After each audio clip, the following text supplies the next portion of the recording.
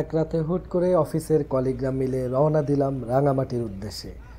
এই বাসে যতজন যাত্রী অধিকাংশই অফিসের, পিচ্চি থেকে গাবুর সব সাইজের পোলাপাইনি আছে। ট্যুরবাজ নামে একটা ট্যুর গ্রুপের মাধ্যমে আমরা এই জার্নিতে যাচ্ছি। তাদের এই বরাদ্দ করা বাস, চারপাশে যে পানি সেটা রাঙামাটির নয়, সায়দাবাদের পানি। আমি এই যে বসে আছি, পাশে উপবিষ্ট বিশিষ্ট লয়ার ফাহাদ সাগর, যে কিনা লগিরি না করে গার্মেন্টসে দাদাগিরি করতে এসেছে। সকালবেলা আমরা পৌঁছে গেছি রাঙামাটিতে, যে কারণে মাটির রং লাল। জোকস অ্যাপার্ট, এখানকার মাটি এরকম লাল লাল কিনা সেটা মানে খুব বেশি লাল লাল কিনা জানি না, বাট এরকমই। আমরা রাঙামাটি জেলায় আছি। এই যে আমরা উঁচু জায়গায় প্রবেশ শুরু করেছি, ভূপৃষ্ঠ থেকে উঁচু জায়গায় যাচ্ছি। চারপাশে প্রকৃতি বেশ সবুজাভ হয়ে এসেছে। পাহাড়ি আঁকা বাঁকা রাস্তা, একবার ডানে একবার বামে এভাবেই চলছে রাস্তা, এবং জার্নিটা বেশ চমৎকার। কুয়াশার চাদরে মোড়া, প্রকৃতিকে মায়ার সাথে বেঁধে রেখেছে কুয়াশা, এবং গাড়ির ওয়াইপার জমে থাকা শিশির গ্লাস থেকে যেভাবে মুছছে, সেভাবে যেন আমাদের হৃদয় থেকে মুছে যাচ্ছে সমস্ত জরা, সমস্ত খরা, সমস্ত নিরুৎসাহিতা, হতাশা সব মুছে যাচ্ছে। প্রকৃতির কোলে আসার উপকারিতা আসলে এমনই হয়, যেখানে সব কিছু ধুয়ে মুছে সাফ হয়ে যায়। যাই হোক, জার্নিতে আমরা যখন কোনো একটা গন্তব্যে যাই, তখন সেই গন্তব্যে পৌঁছার যে আনন্দ, তার চেয়ে হাজার গুণ বেশি আনন্দ হয় গন্তব্যের পথে যে যাত্রা। এ কারণেই হয়তো বলা হয়ে থাকে যে জীবনের সফলতা নয়, যাত্রাটাই হলো আনন্দের বিষয়। একইভাবে গন্তব্যে পৌঁছা নয়, তার পথে যে যাত্রা, সেটা যেন অনেক বেশি উচ্ছ্বাসময়। যাচ্ছি আমরা আঁকা বাঁকা পাহাড়ি রাস্তায়, মনকে ভাবুক করে ফেলা, মনকে কাব্যিক করে ফেলা, গদ্য পদ্মের মিশেলে মনকে উত্তাল করে দেয়া পাহাড়ি রাস্তা ধরে আমরা যাচ্ছি। গতি বেশ নিয়ন্ত্রিত, খুব বেশি জোরে চলছে না। আঁকা বাঁকা রাস্তায় চাইলেও খুব বেশি জোরে চলার উপায় নেই। আমাদের ড্রাইভার বেশ পরিপক্ক, ভালোভাবেই গাড়ি চালিয়ে এসেছে। তবে এসব পরিবহন ব্যবসায় একটা বিষয় খেয়াল করলাম, যেটা আপনারা সবাই মাথায় রাখবেন। অনেক সময় এসব বাসের যেহেতু ড্রাইভারদেরকে কন্ট্রাক্টে নেওয়া হয়ে থাকে, তারা অনেক সময় আগের সারাদিন ড্রাইভ করে, বা আগের রাতে সারা রাত ড্রাইভ করে, তারপর আবার ড্রাইভ করছে পরের রাতে। এভাবে কন্টিনিউয়াসলি যখন শুধুমাত্র উপার্জনকে কেন্দ্র করে, মানে টাকাকে কেন্দ্র করে, গাড়ির খ্যাপ মারাকে কেন্দ্র করে বিনা রেস্টে কন্টিনিউয়াসলি ড্রাইভিং করা হয়, তখন সেই ড্রাইভারের দ্বারা গাড়ি চালানো, বাস চালানো বেশ বিপজ্জনক হতে পারে। এরকম কেসে আপনারা সতর্ক থাকবেন এবং ট্যুর গ্রুপগুলোকে মনে করিয়ে দিবেন যে যখন 40-50 জন লোক তাদের মাধ্যমে একটা বাসে করে নির্দিষ্ট গন্তব্যে ভ্রমণে যাচ্ছে, তখন সেই সবার জীবনের আপাতত সময়ের জিম্মাদারি থাকে বাস চালকের হাতে। সুতরাং সেভাবেই যেন তারা চালক নির্ধারণ করে, চালক বাছাই করে। বাস খুব বেশি বিলাসবহুল হওয়া জরুরি নয়, কারণ এটা একটা আনন্দ ভ্রমণ, একদিনের বা স্বল্প সময়ের, কিন্তু উপযুক্ত ড্রাইভার হওয়াটা খুবই গুরুত্বপূর্ণ, এটা জীবনের ব্যাপার। যাই হোক, আমরা পৌঁছে গেছি লেকের পাড়ে, কুয়াশা জড়ানো কাপ্তাই লেক। অসাধারণ ভোরবেলা, অসাধারণ, ভোর নয় ঠিক, সকাল হয়ে গেছে, কিন্তু কুয়াশার কারণে সূর্য দেখা যাচ্ছে না, যে কারণে অপার্থিব একটা পরিবেশ সৃষ্টি হয়েছে সেখানে। আমরা এখন ট্রলারে নামবো সবাই মিলে, পর্যটন সুবিধা সহায়ক অবতরণ ঘাট। এটা হচ্ছে পার্বত্য চট্টগ্রাম উন্নয়ন বোর্ড, রাঙামাটি। আমরা এখানে ট্রলারে করে ভ্রমণ করব। মূলত এই একদিনের ট্যুরগুলো ট্রলার বেসড। এখানে ট্রলারে করেই বিভিন্ন জেলায় যেতে হবে। এই লেকের মধ্যেই বিভিন্ন পাহাড়, বিভিন্ন জেলা, সব কিছু এই পানির দিয়ে যাত্রা করেই পৌঁছাতে হয়। এবং আমাদের এই বোটটিতে হচ্ছে আমাদের রিজার্ভ নেওয়া, আমাদের ট্যুর বাজেট যে অ্যাডমিন এই পুরো বোটটি রিজার্ভ নিয়েছে সারা দিনের জন্য। এখানে আমরা সবাই যারা আছি আমাদের অফিসের কলিগ সহ ট্যুরে অন্যান্য যে ব্যক্তিরা এসেছে ফেসবুক পেজ থেকে সবাই আছে এবং অধিকাংশই আমাদের অফিসের কর্মীরা, যে কারণে সংখ্যা তত্ত্বের দিক দিয়ে আমরা সংখ্যাগরিষ্ঠ। সকালের অপরূপ লেকের পরিবেশ অসাধারণ। আমরা ছাদে চলে গেলাম, এই ট্রলারের ছাদে যে উপভোগ করব। এই ব্যক্তির নাম হচ্ছে অনেক, সে আমার থেকে একটা সিগারেট নিয়ে ধরিয়ে ফেললো সকালবেলা, এটাই তার ট্যুরের আনন্দ। এই যে আমরা এখন ট্রলার ছেড়ে দেওয়ার পরে মহা আনন্দে সকালের শীতল বাতাস উপভোগ করা শুরু করেছি, যদিও বেশ গরম পোশাক পরে সেটাকে সামাল দেওয়া লাগছে, তবুও আনন্দের কমতি নেই, কারণ বেশ মজাদার একটা ব্যাপার আর কি। হ্যাঁ, প্রকৃতির এমন কোলে শহরের মধ্যে চাইলেও যাওয়া যায় না। তো এখন এখানে এসে বেশ ফুর্তিতে সবাই চলে এসেছে। ঠান্ডাটা বড় বিষয় নয়, ফুর্তি হচ্ছে বড় বিষয়। আমরা দেখতে পাচ্ছি ছোট ছোট ভাসমান চরের মতো জেগে উঠেছে লেকের বুকে, এবং এই লেকের পানি চিরেই আমরা যাচ্ছি আমাদের কাঙ্ক্ষিত কোনো এক চর বা জেলাতে, যেখানে আমরা আমাদের ব্রেকফাস্ট সারব। যাই হোক, আমরা পৌঁছে গেছি আমাদের এই কাঙ্ক্ষিত চরে, যেখানে আমরা ব্রেকফাস্ট সারব। এই যে রেস্টুরেন্টে এটা কন্ট্রাক্ট করা আছে।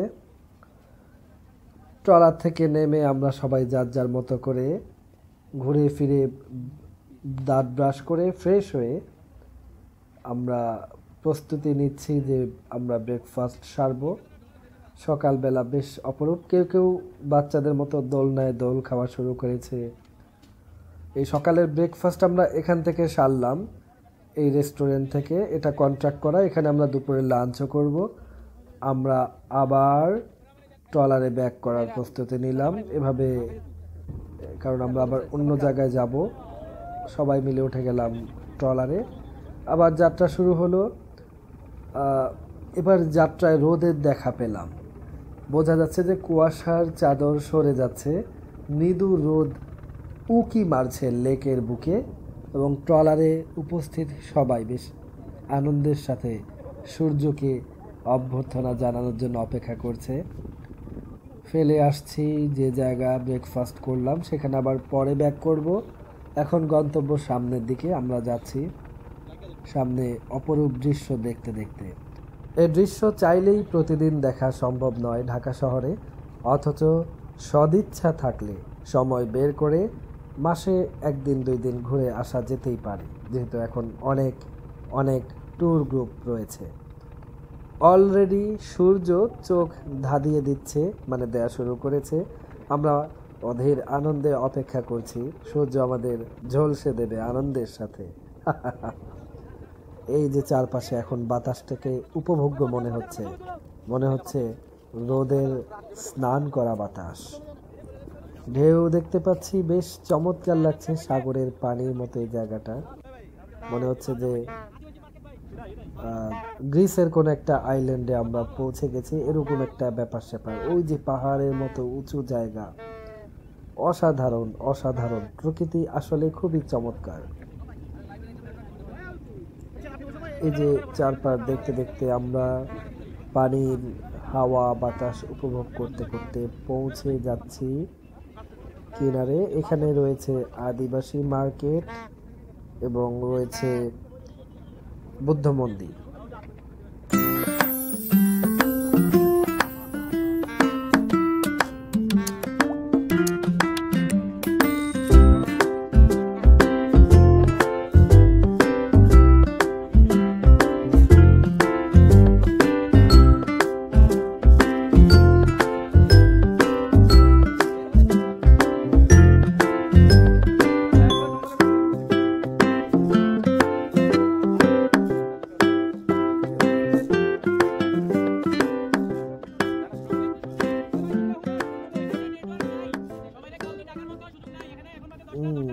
আমরা সবাই এখন নামবো, নামার প্রস্তুতি নিচ্ছি ট্রলার থেকে। সবাই নেমে গেছি আমরা। এখানে আদিবাসী মার্কেট আছে, বৌদ্ধ মন্দির আছে। পাহাড় বেয়ে উঠতে হবে, যেটা বেশ উঁচুই বলা যায়, যদিও পাহাড়ের সাইজের তুলনায় এটা কিছুই নয়। তাও ন্যূনতম 30-40 তলা সমপরিমাণ উঁচু হবে। ক্রমাগত আমরা উঠছি উপরে, সিঁড়ি বেয়ে, প্রাকৃতিক সিঁড়ি যেগুলো হচ্ছে মাটি কুঁদে বানানো। সবাই উঠছি উপরে।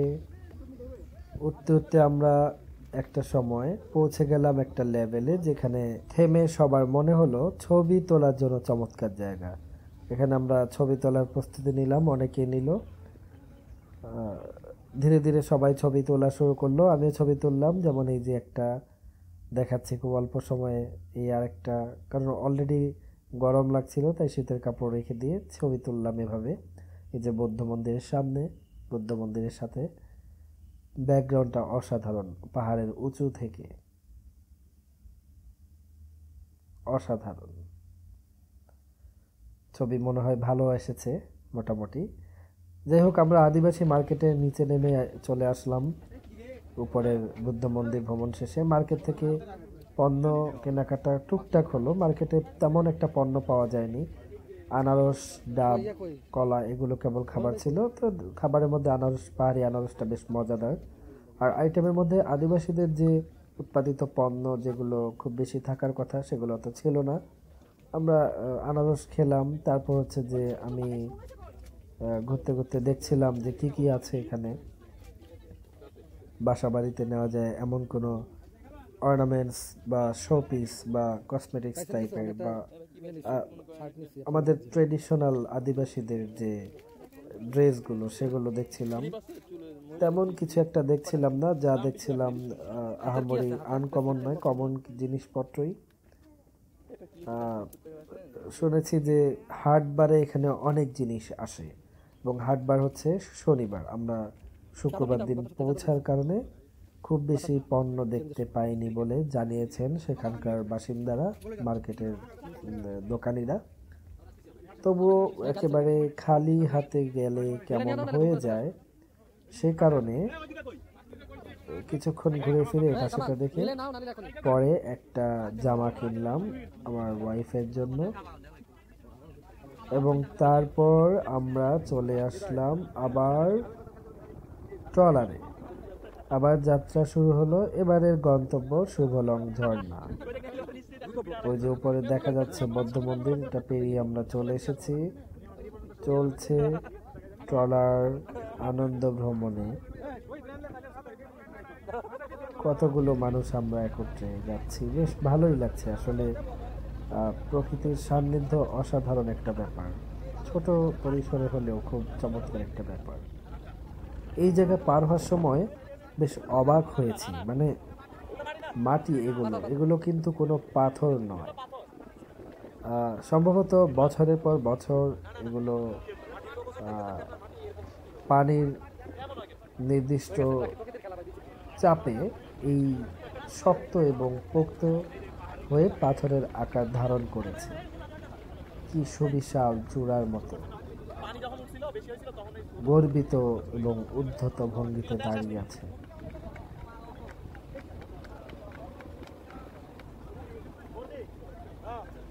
আমরা আমাদের গন্তব্যের কাছাকাছি পৌঁছে গেছি। এই যে আমরা চলে আসলাম শুভলং ঝর্ণা। শীতকাল, এখন ঝর্ণার পানি একদম শুকিয়ে গেছে, নেই বললেই চলে। শুষ্ক এবং পানি শূন্য। ভরা মৌসুমে এখানে কোনো দোকান থাকার উপায় থাকতো না। প্রচণ্ড বেগে পানি পড়ার কথা, এবং পরে প্রচণ্ড বেগে পানি। এখন শীতকাল, যে কারণে পানির ফ্লোটা খুব লিমিটেড। বলা হয়ে থাকে এই পানিটা হচ্ছে পাহাড়ের কান্না, কারণ এই পানি উপর থেকে যে সোর্সে আসে সেটা হচ্ছে পাহাড়ের নিজস্ব পানি। এটা মানে পাহাড়ের কান্না বলা হলেও যতদূর শুনেছি বা জানি, পাহাড় ঘেমে গিয়ে পানি তৈরি হয়। যাই হোক, এখানে আমরা আবার উপরে ওঠা শুরু করলাম পাহাড় বেয়ে। উপরে ওঠাটাই জীবনের লক্ষ্য, সেভাবে সবাই বেয়ে বেয়ে উপরে উঠছি আমরা। উপর থেকে দেখতে চাচ্ছি পৃথিবীকে, প্রকৃতিকে, লেকের পানিকে। একটু উপরেই গেলে চায়ের দোকান, যেখানে লাইন দিয়ে ভিড় করে সবাই চা সিগারেট খাচ্ছে।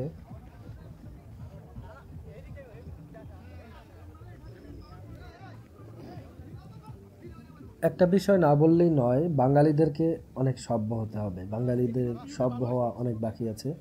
আমরা অনেকেই ঘুরতে এসেছি এবং উপরে এই যে দেখতে পাচ্ছি আদিবাসীদের বাড়ি, এখানে লেখা আছে সাইনবোর্ডে অনুমতি ছাড়া প্রবেশ নিষেধ।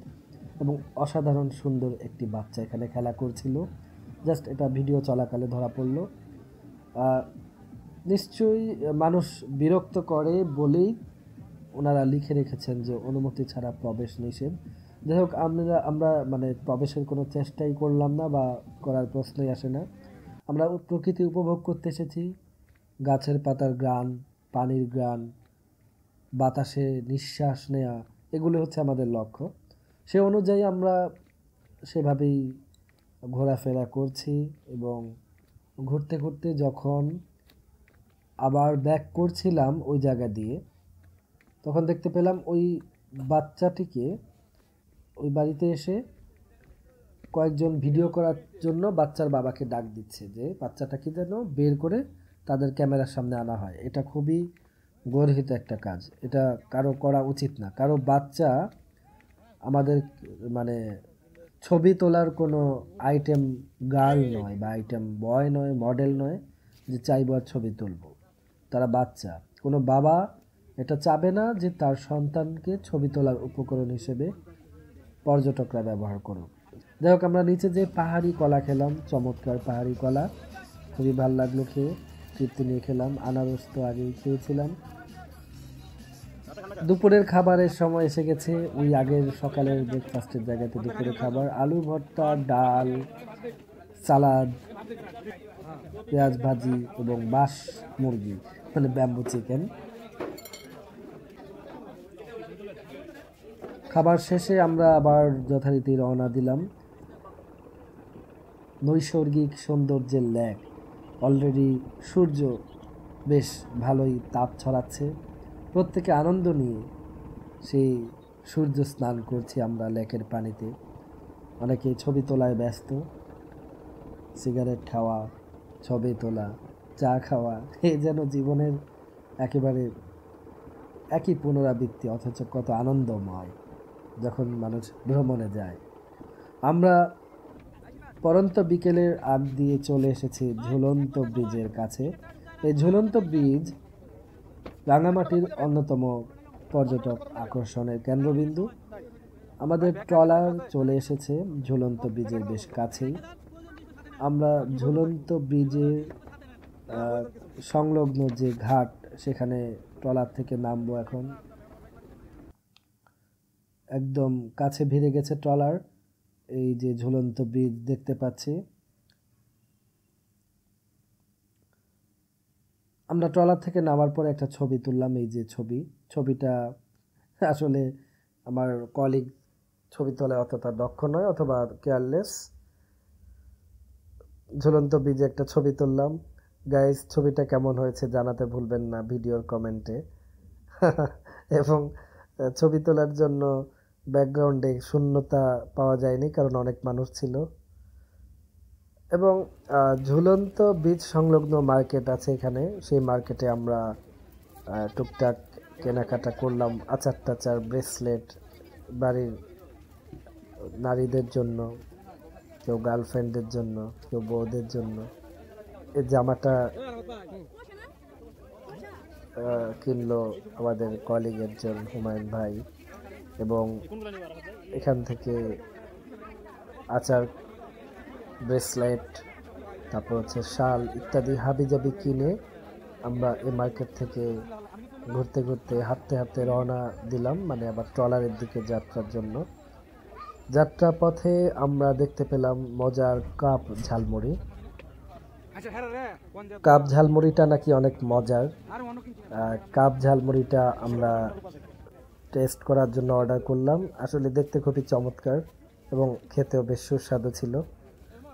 আমরা রওনা দিলাম ঝুলন্ত ব্রিজ দিয়ে। এই যে ঝুলন্ত ব্রিজ দিয়ে রওনা দিতে যে একটা জিনিস লক্ষণীয় ছিল, অনেক মানুষজনের চাপ ছিল স্বাভাবিকভাবেই।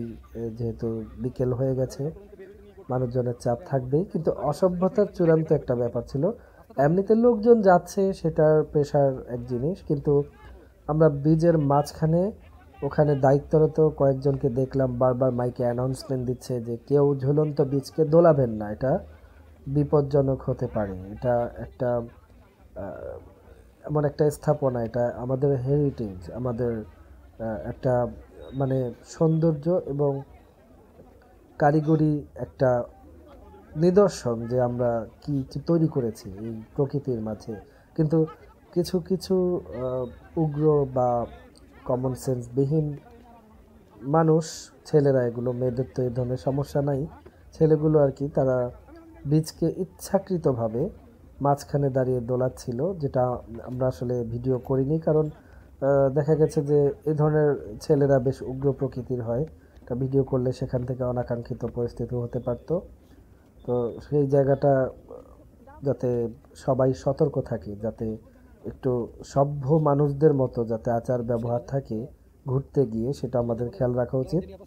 আরেকটা ব্যাপার হচ্ছে যে এই ঘুরতে গিয়ে দেখলাম যে ট্রলারে মানুষ যা খাচ্ছে, মানে আমরা পানি, juice, chips, biscuit, cake, what ever, সেগুলোর প্যাকেটগুলো বাধ্য হয়ে লেকের পানিতে ফেলা লাগছে।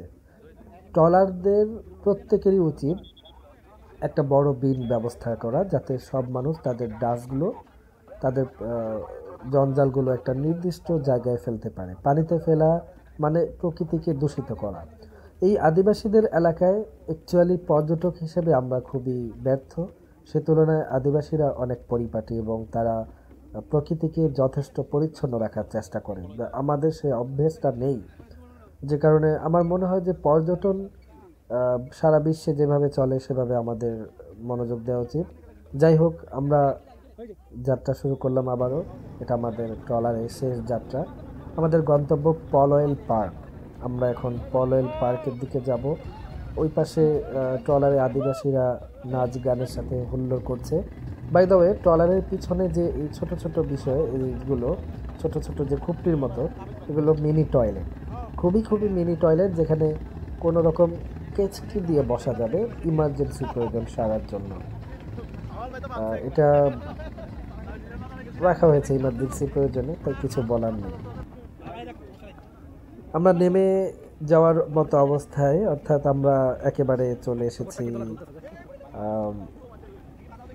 পলয়েল পার্কের সংলগ্ন যে ট্রলার ঘাট, সেখানে দেখতে পাচ্ছি সব ট্রলার এখানে এসে তাদের যাত্রীদের ফাইনাল ডেস্টিনেশনে নামিয়ে দিচ্ছে, এবং এখানে বেশ একটা ঘোর লাগা, ভালো লাগা কাজ করলো।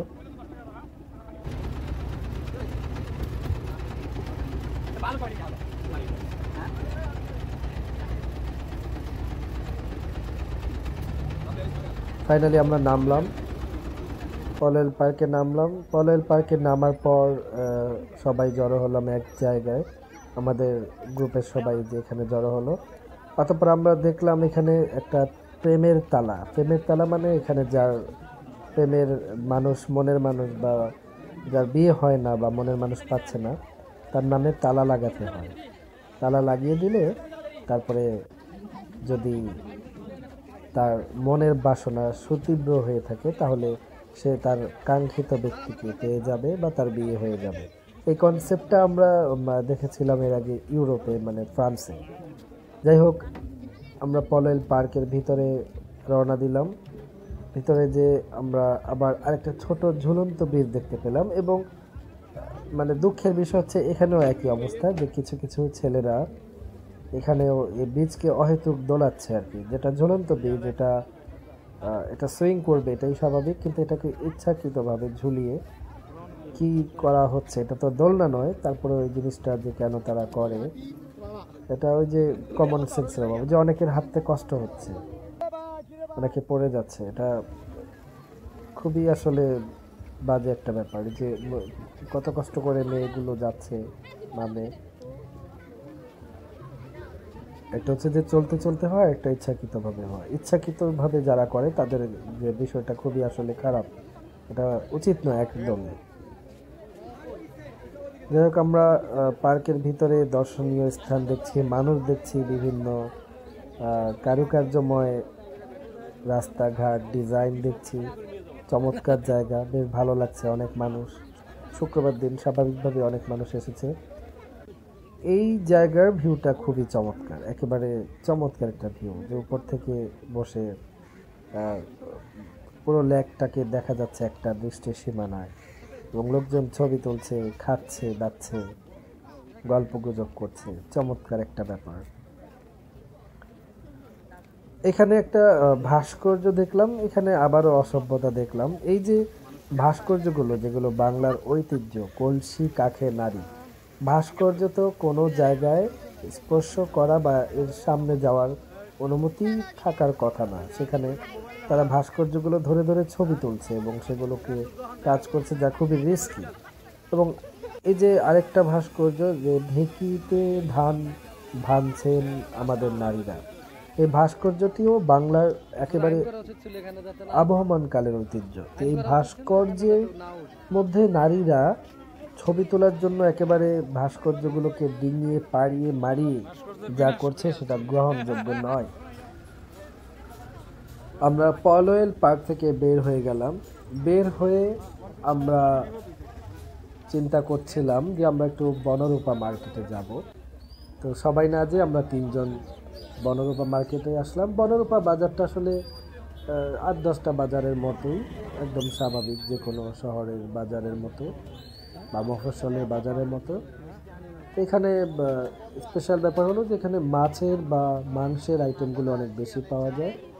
এবং এখানে একটা মজার বিষয় খেয়াল করলাম, যে এই মাছের দোকানে এখানে কাছিম বা কচ্ছপ রয়েছে, নাম না জানা আরও কিছু মাছ রয়েছে। আর ওইদিকে ওই মাছটা হলো হাঙ্গর মাছ আর কি, হ্যাঁ, অনেক বড় হাঙ্গর মাছ এখানে রয়েছে। আমরা ওই বনরূপা বাজার থেকে চিকেন ফ্রাই এবং স্যালমন ফ্রাই খেলাম। ওটা ছিল পর্ক ফ্রাই, ওই পাশেরটা, ওটা কেউ খাইনি, কারণ আমরা পর্ক খেতে স্বাচ্ছন্দ্য বোধ করছিলাম না। এভাবেই আমাদের রাঙামাটির একদিনের ভ্রমণ শেষ হয়ে গেল।